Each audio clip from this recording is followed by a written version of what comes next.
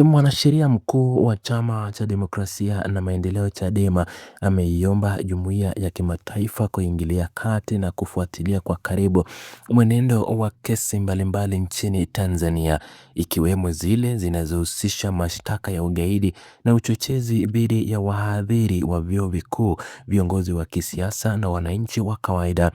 Mwanasheria mkuu huyo wa Chadema anayasema hayo wakati akizungumza na waandishi wa habari, ambapo ameeleza kuwa hatua ya serikali na vyombo vya dola kubadilisha maoni ya kitaaluma pamoja na harakati halali za kikatiba kwa mashtaka ya jinai na ugaidi inachafua sana taswira ya nchi kifahamu na kidiplomasia.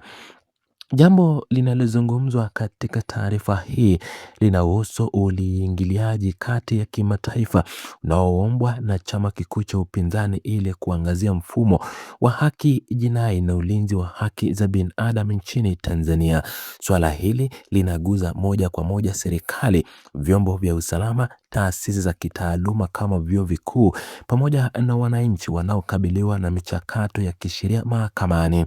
Kwa msikilizaji au mtazamaji asiyefahamu historia na uzito wa jambo hili, wito huu unajiri huku masuala ya uhuru wa kutoa maoni, haki za kitaaluma na mipaka ya madaraka ya dola yakichukua nafasi kubwa katika mijadala ya kitaifa na kimataifa. Akitolea ufafanuzi zaidi mashtaka yanayowakabili wasomi, mwanasheria mkuu wa Chama cha Demokrasia na Maendeleo amebainisha kuwa kitendo cha kuwafungulia wahadhiri wa vyuo vikuu mashtaka ya ugaidi au uchochezi kutokana na kutoa mihadhara na maoni yao ya kitaaluma ni ukiukaji mkubwa wa tamko la uhuru na wataalamu wa Kampala la mwaka wa 1990. Tamko hilo lililoidhinishwa na waandishi wa wasomi wa Afrika Mashariki linalenga kulinda uhuru wa mawazo na taaluma ya wanasheria na wasomi. Mwanasheria huyo mkuu amefafanua kuwa uhuru wa kitaaluma unamtaka msomi au mwalimu wa chuo kikuu kujifunza na kufundisha mitazamo yote miwili, ikiwemo falsafa zinazoeleza uwepo na kutokuwepo kwa Mungu pamoja na mifumo mbalimbali ya kiuchumi kama vile uoperari, ukotumisti na ujamaa, ili kuwajenga wanafunzi na ujamii uwezo wa kupima hoja kwa ukomavu kabla ya kuchukua msimamo. Kuhusu mfululizo wa matukio yaliyopelekea hali ya sasa, mwanasheria mkuu wa Chadema ameeleza kuwa chama hicho kinatambua uwepo wa athari kubwa kwa familia za waliokamatwa na kuwekwa ndani kufuatia matukio ya kisiasa ya tarehe 29 mwezi Oktoba mwaka wa 2025. Akirejelea chanzo cha takwimu hizo, mwanasheria mkuu huyo amebainisha kuwa kwa mujibu wa taarifa rasmi zilizotolewa na jeshi la polisi nchini Tanzania, jumla ya watu 133 walikamatwa. Kati ya idadi hiyo, watu 61 pekee ndio waliobainishwa kufikishwa mahakamani, huku watu 72 wakiwa bado hawajapelekwa mahakamani kujibu tuhuma zao kisheria. Akiendelea kufafanua muktadha wa waliokamatwa, mwanasheria mkuu wa Chama cha Demokrasia na Maendeleo amesisitiza kuwa ingawa sio waliokamatwa wote ni wanachama wa chama hicho, wengi wao ni wanachama na wananchi walioamua kutumia haki zao za kikatiba. Kiongozi huyo wa sheria wa Chadema amefafanua kuwa chama hicho hakikutoa tamko la kuitisha maandamano kama taasisi, lakini kilitambua na kinaendelea kutambua haki ya kila Mtanzania kushiriki katika maandamano au migomo ya amani kwa ajili ama kwa njia halali ya kutoa hisia zao na kulinda mfumo wa utawala wa sheria. Katika kueleza mikakati ya kukabiliana na changamoto hizo za kisheria,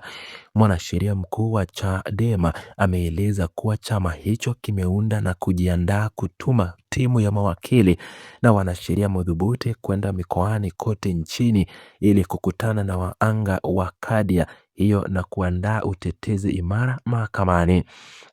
Timu hizo za mawakili zitachunguza utaratibu wa mashtaka yote yanayowakabili wananchi na viongozi hao, pamoja na kuhoji dhamira inayosukuma mashtaka hayo mbele ya vyombo vya haki, ili mahakama ipate fursa ya kutoa maamuzi kwa misingi ya kisheria na katiba ya nchi.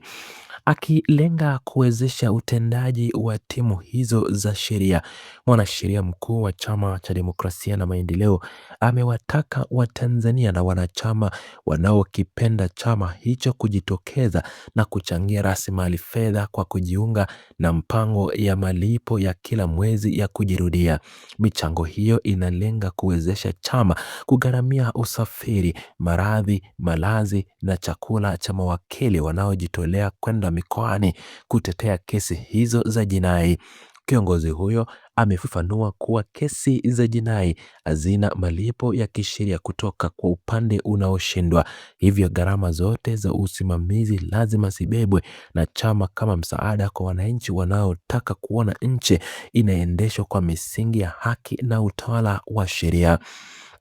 Akiangazia misingi ya katiba na kihistoria, mwanasheria mkuu wa Chadema amewakumbusha watawala kuwa ibara ya 7 na ibara ya 9 ya katiba ya Jamhuri ya Muungano wa Tanzania inataka serikali, bunge na vyombo vyote vya usalama kuheshimu na kutekeleza haki za kibinadamu zilizomo katika Tangazo la Ulimwengu la Haki za Binadamu. Mwanasheria huyo ameeleza kuwa matumizi ya nguvu za dola na kauli za watawala za kutumia dola kubakia madarakani zinapingana na misingi ya demokrasia ya vyama vingi na kuifanya Tanzania kupoteza heshima yake ya kihistoria iliyojengwa tangu miaka ya 1960 na 1970 kama nchi iliyokuwa kinara wa kutetea haki za binadamu na ukombozi wa Afrika Mashariki na barani Afrika.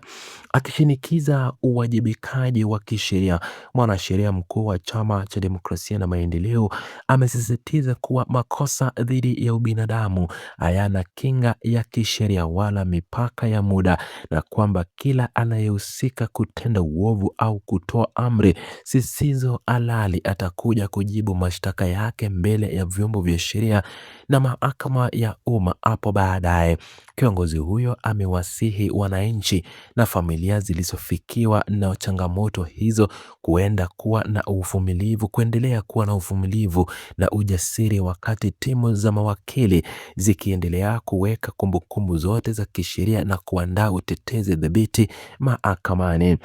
Hatua hiyo ya Chama cha Demokrasia na Maendeleo inakuja wakati ambapo mivutano ya kisiasa na kisheria nchini Tanzania ikiendelea kuangaziwa na wadau mbalimbali wa ndani na nje ya nchi, huku masuala ya ulinzi wa haki za binadamu na uhuru wa kitaaluma yakichukua nafasi kubwa katika mijadala ya kitaifa. Mwanasheria mkuu huyo amehitimisha maelezo yake kwa kubainisha kuwa nchi pekee ya kulinda Tanzania, ile ya kuhakikisha chombo chochote cha dola kinazingatia katiba na kutoingiza nchi katika mifumo ya ubabe na ukiukaji wa haki za binadamu, ni kurejesha na kupiganiwa kwa katiba mpya, kuachiliwa kwa wale wote walioshikwa kwa tuhuma za makosa za ukosoaji bila uhuru wa kujitetea, pamoja na kuachiliwa mara moja kwa walioshtakiwa kwa kesi za uhaini bila ushahidi.